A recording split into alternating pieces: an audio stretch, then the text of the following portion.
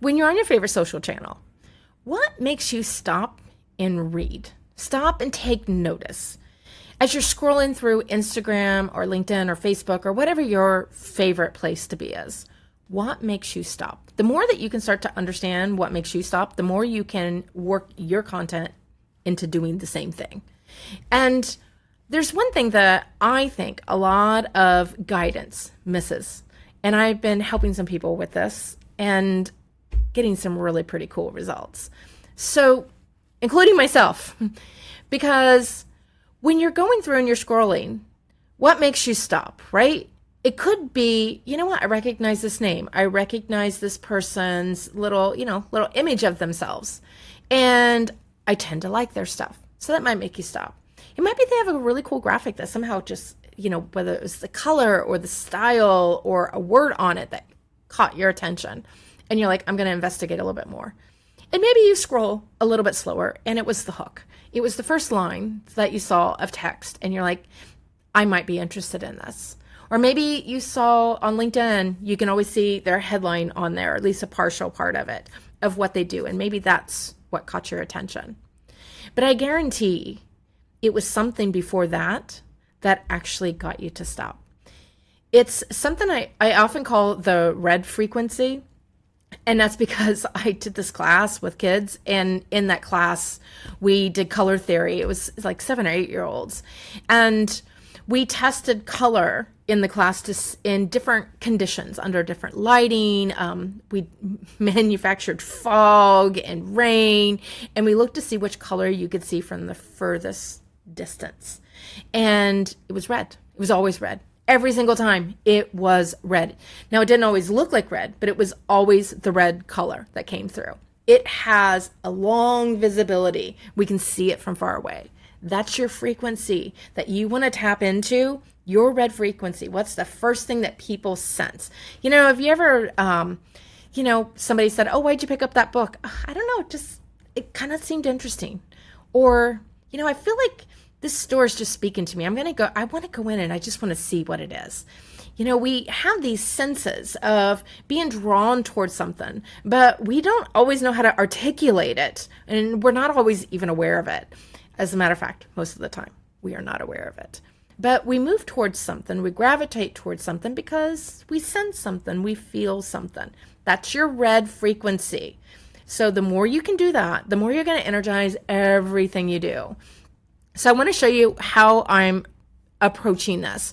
And one of the ways is I'm using human design. So first, that is the main tool that I'm using because it helps me to connect with other people. I can see, you can tell me what your offer is, how you help clients, what your lead magnet is, what your goals are, aspirations, what you're trying to do. And I can use human design to get a little bit of a picture of who you are, where your energy flows best.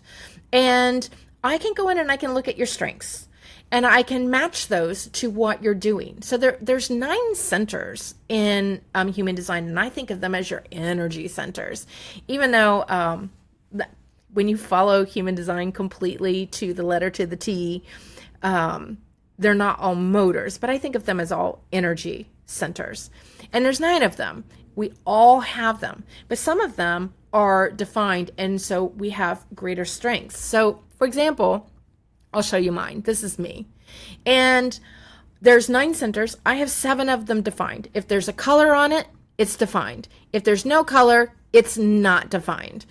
And if there's no color, you still have it. You just don't have consistent access to that strength all the time. Sometimes it might blow in and you're like, woo, I'm really flying. And then other times it seems hard to conjure up. So we're not playing to that. Our red frequency is the one that's blaring out there all the time. We can't even stop it. It's just happening. And so any place that's defined, we have consistent access to that. Now, on the downside, we have consistent access. We're always broadcasting it out. And in human design, you have the gift and you have the shadow. So you might be broadcasting out the shadow, or you might be broadcasting out the gift. And what I look for is, where are you already broadcasting your gift? One, I get this energy sense from you from looking at all of the information that you bring to me and what you're looking to do. And it's easy to see where you may not be feeling comfortable in yourself and where you might be. That's the beauty of working with somebody else, right? So I know just from all the years that I mentored students as a college professor for 19 years, I was director of a couple majors at a creative school, and I mentored, I counted it up one time and I can't even remember. I think it was like over 5,000 students or something that I was involved with over the course of those 19 years. And one of the things that I always noticed about them is you could pick up on the things that they felt a little uncomfortable. So they're kind of broadcasting their shadow. And the other things where they were either fully in their gift or not as much. And I always guided them, how do you keep using your strength? It'll help make up for anything that you don't feel quite as strong with yet. How do you lead with that? That's always what you should be leading with. Yeah, you might be trying to improve those shadow frequencies, but lead with what is already a strength and a gift. The more you lead with that, the easier things become. The thing that I notice in a lot of the students that I work with and some of the people that I'm working with for these reports, what I've noticed overall is a lot of people are leading with not their easiest strength. And that's another thing. We're often taught, you have to deliver value.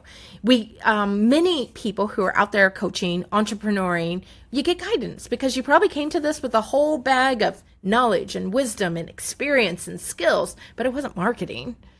It wasn't copywriting.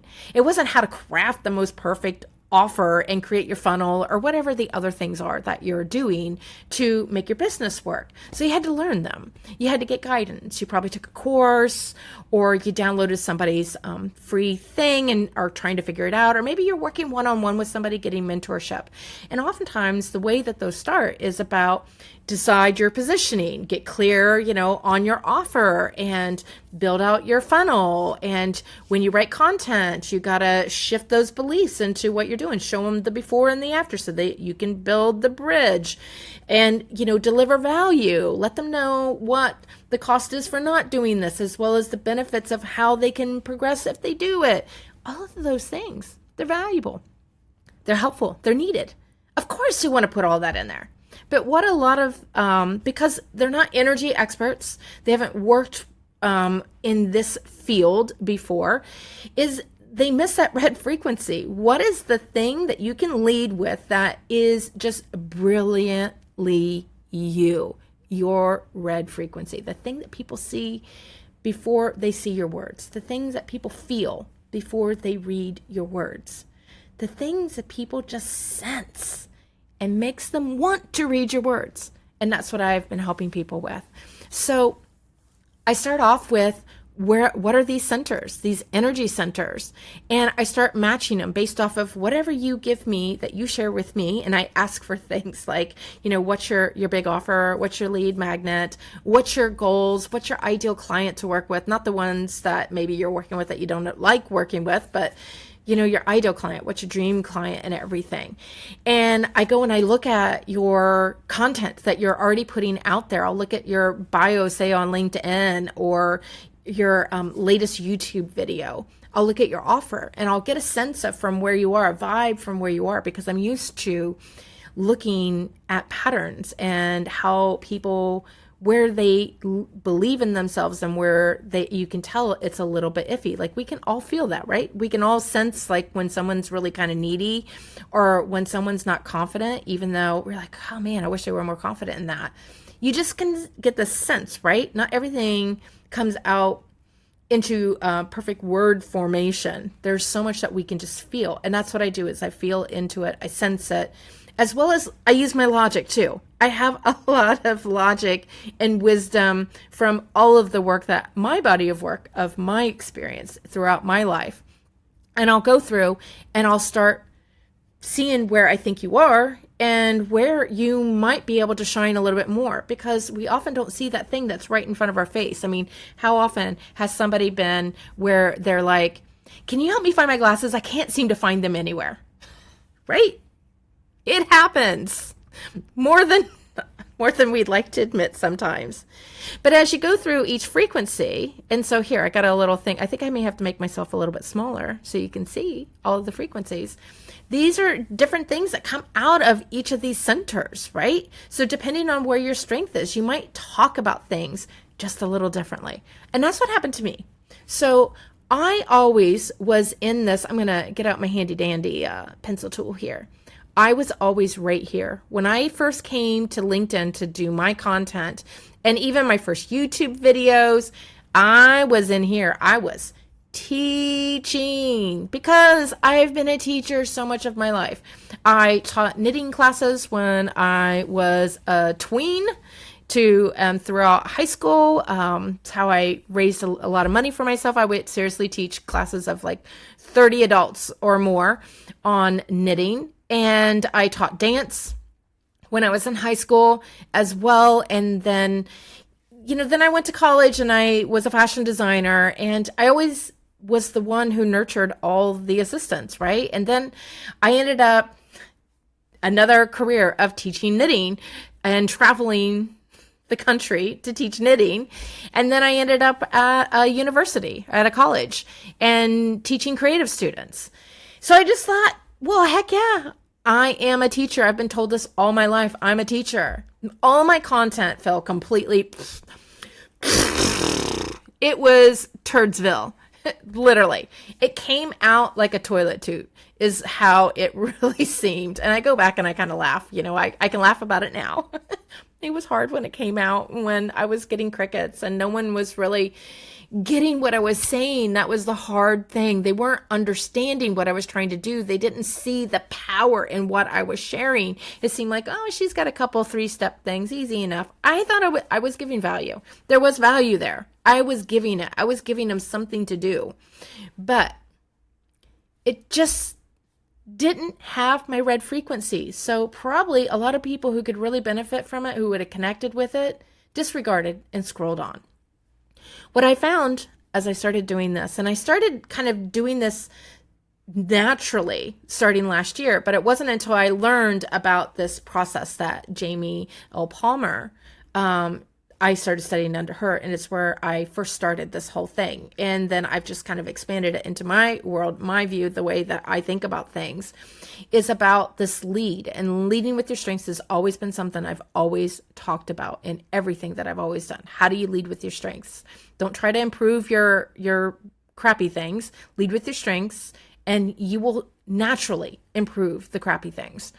And so I started leading into this a little bit in my content, but I didn't realize what was working and what wasn't. It wasn't conscious. I was doing it kind of unconsciously, feeling my way. So I was spotty. I was sometimes doing it, sometimes not doing it. And then I would get myself like, oh, I'm not doing enough value. I got to go back to teaching. And so for me, it is this. It is the solar plexus. It is the emotions. It's creativity. It's speaking about that, the emotional part of birthing something new, that creative undertone of something. That is what it is for me. And now that I know that, I can do it on purpose. I do it a lot now. And I saw changes. And so this is what I'm helping people with in finding this red signal for them, the red frequency that each of us have. Now, this is for me, for my content, for what I'm doing, but it's not my red frequency for my relationship with my husband. It's something different when we're there. And 100% for that has a lot to do with my identity, that's the thing. That's the thing that helps me in my relationship. It's the first thing. When I am set into who I am, everything is just easier with us. And so I am all of these things. Well, I'm not this one because I don't have that one. And I'm not this one because that's not my strength. But I'm actually everything. But my strengths are these right here. Let's see if we can get a big circle around. These are my strengths. Each one comes up as something different depending on who I'm with. I know for my work stuff and content, it's this. With my husband, it's this. With my son, it's this. When I lean into those things and let that be my frequency, everything's just a little bit easier. So, if you're interested in getting your own report, I'm going to put some information in the description here that you can get your own. I'd be happy to help you find your red frequency.